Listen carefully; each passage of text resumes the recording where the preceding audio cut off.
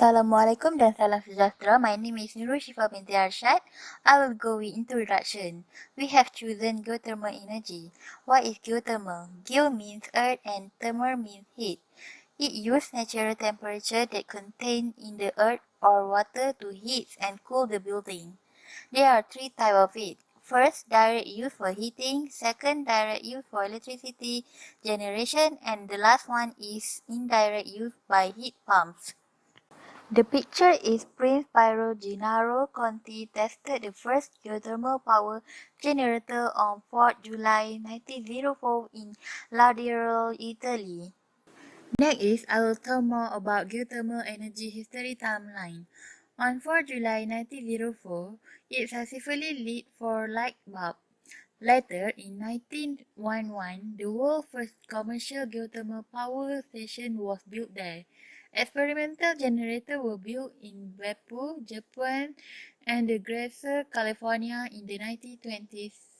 But Italy was the world's only industrial producer of geothermal electricity until 1958.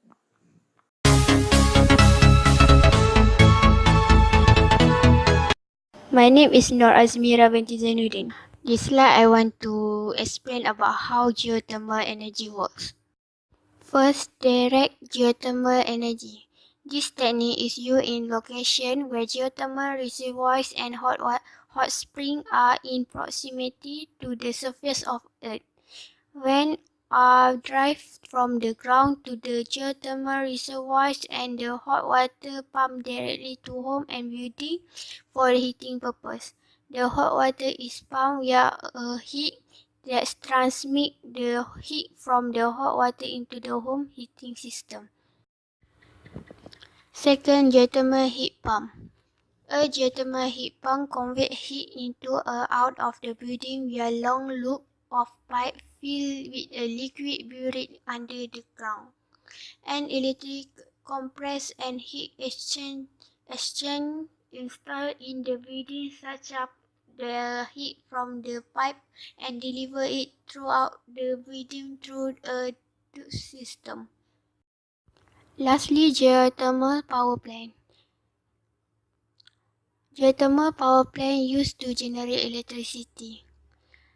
There are three kinds of geothermal power plant. First, dry steam system, second, wet steam system, and third, binary cycle system.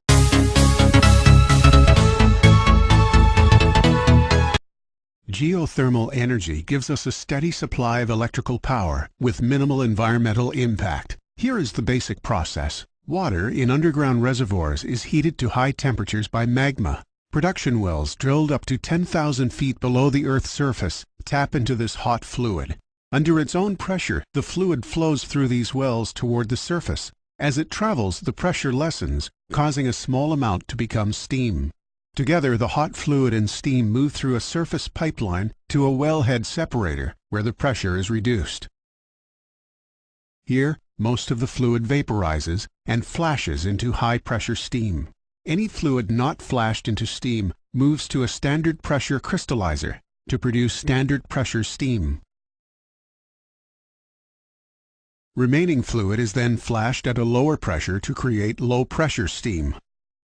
All steam created in the plant is sent to a turbine on site. The force of the steam spins the turbine's blades, which turns a shaft connected to an electrical generator.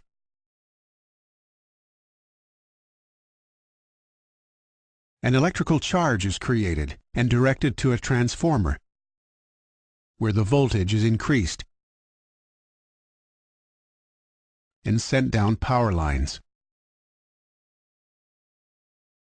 Any fluids not flashed into steam return to the underground reservoir, where, in time, they will be reheated and reused. Geothermal energy, a simple, clean, and renewable energy source.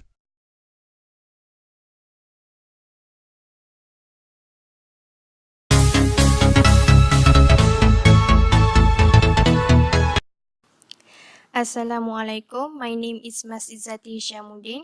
Now I will explain about types of geothermal energy.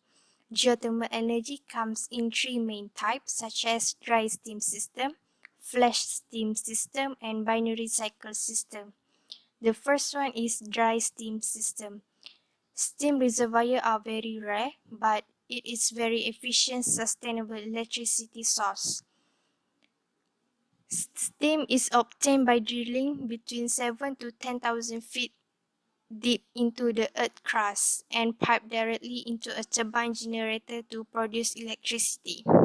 The production well extracts steam with a temperature of at least 150 degrees Celsius or 300 degrees Fahrenheit from the hot water reservoir below and directs it to the turbine. The steam turns the turbine, which turns a shaft connected to a generator. With the turning, the generator converts the energy into electricity, which goes through power lines to a power grid and eventually supplied to homes, institutions, and industry. Dry steam power plant is the old kind of geothermal power plant. The first dry steam power plant was set up in 1904 in Italy.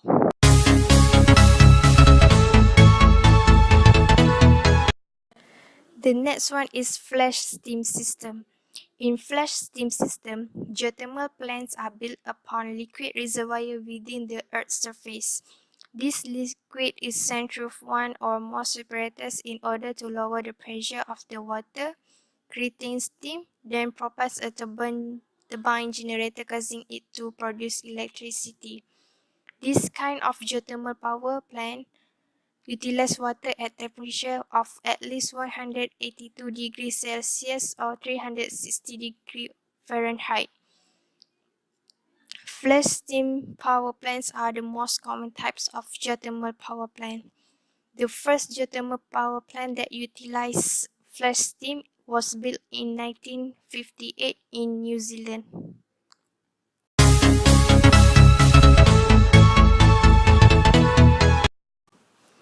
And the last one is binary cycle system.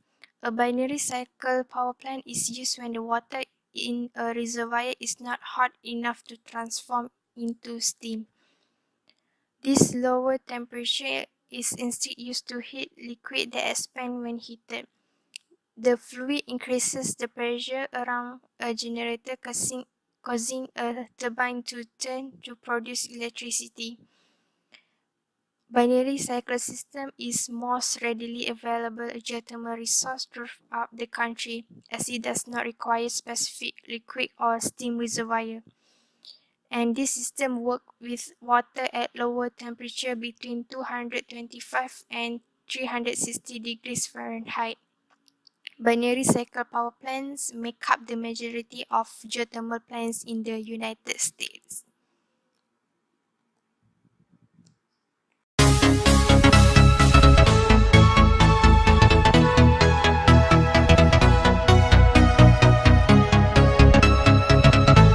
Assalamualaikum, my name is Wade Sini. I will present my part, which is advantages and disadvantages of geothermal energy. Next, for the first point for geothermal energy advantages is important savings for homeowner. There has been a tremendous increase in the numbers of homeowners who want to utilize geothermal energy for heating and cooling purposes. The result is the less energy is used for heating homes and offices, which result in significant saving for homeowners. After the initial expense, a 30 to 60% savings on heating and 25 to 50% saving on cooling can cover that cost within few years. For the next point is environmentally friendly. There are few polluting aspects to harnessing geothermal energy, and the carbon footprints of a geothermal power plant is seen as minimal. An average geothermal power plant releases an equivalent of 122 kg carbon dioxide for every megawatts per hour of electricity it generates. 1 to 8 of carbon dioxide emissions associated with typical coal power plant. For the next point is a renewable resources. Geothermal reservoirs are naturally replenished. According to some scientists, the energy in our geothermal reservoir will last billions of years, while fossil fuels have an expiry date, and renewable sources like geothermal energy is not going to expire any soon. For the next point is abundance supply. With geothermal energy, there are no shortage or other sort of problems which sometimes occur with other types of power. And then the next point is renewable. Geothermal energy is extracted from Earth's core and will be available as long as Earth exists. This is renewable and can be used for roughly another 4 to 5 billion years. My next point is potential capacity. Estimate for the potentials of geothermal power plants vary between 0.03 to 2 TW. And my next point again is the stable resources. A power output of a geothermal plant can be accurately predicted, not subject to the same low energy fluctuations as with solar or wind. The next point is accessibility. Some levels of geothermal energy available most places. And my last point for geothermal energy advantages is great for heating or cooling. There is significant growth in numbers of homeowners utilizing geothermal heating or cooling over the last couple of years. Now I will present the geothermal energy disadvantages. For the first point is potential emissions.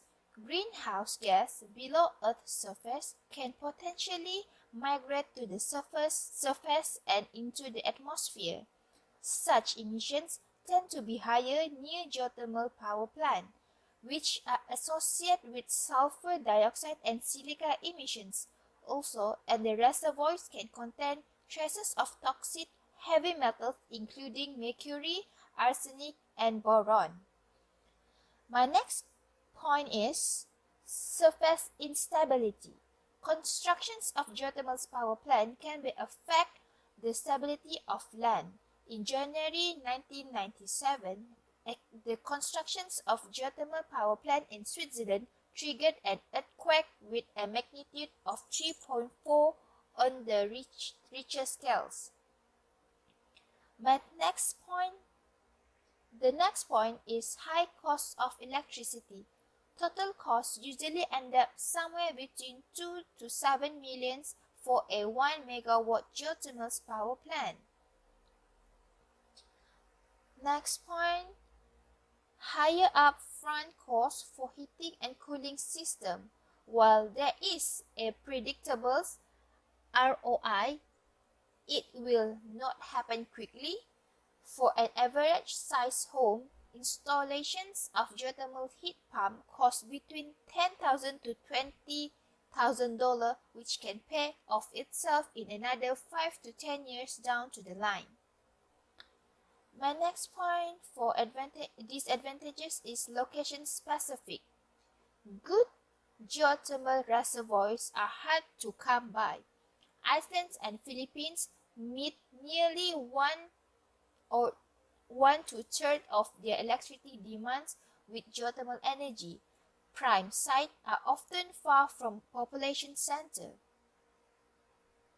The next point is distribution cost.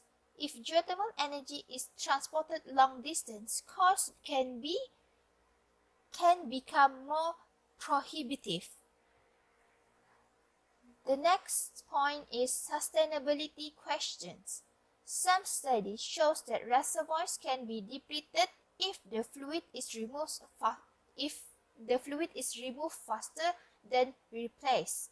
This is not an issue for residential geothermal heating and cooling, where geothermal energy is being used differently than in geothermal power plant. The next point are cost of powering the pump. Geothermal heat pump need a power source. And my last point for disadvantages of geothermal energy is may run out of steams. You have to be incredibly careful when you are trying to check everything that is related to geothermal energy. Mind must be taken to watch the heat and not to abuse it, because if the heat is not taken care of properly, it can cause a meltdown or other issues where the energy is not properly distributed or used. Thank you.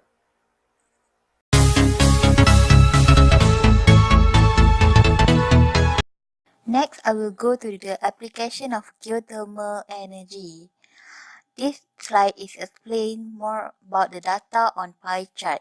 Based on the data on the pie chart, the most direct heat used is at space heating, which is 33%, and the least is at snow melting, air conditioning, which is only 1%.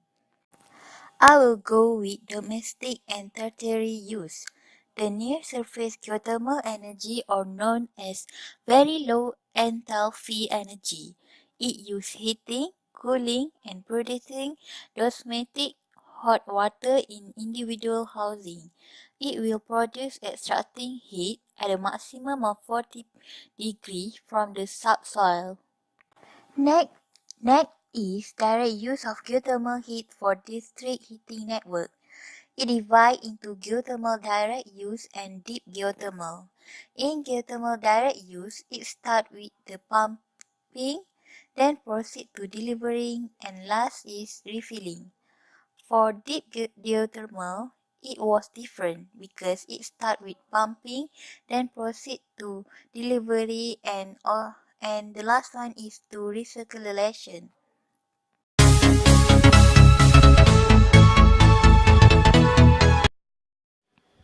Assalamualaikum warahmatullahi wabarakatuh. I, Umi Syafiqah Diana binti Zalani, will present about the conclusion. The conclusion that we get from this project is, first, the geothermal is a renewable energy. Second, it will induce by a dead volcano. Third, it can cut down a budget. Fourth, it can protect the environment. And lastly, no fuel are needed to the geothermal energy. That's all. Thank you.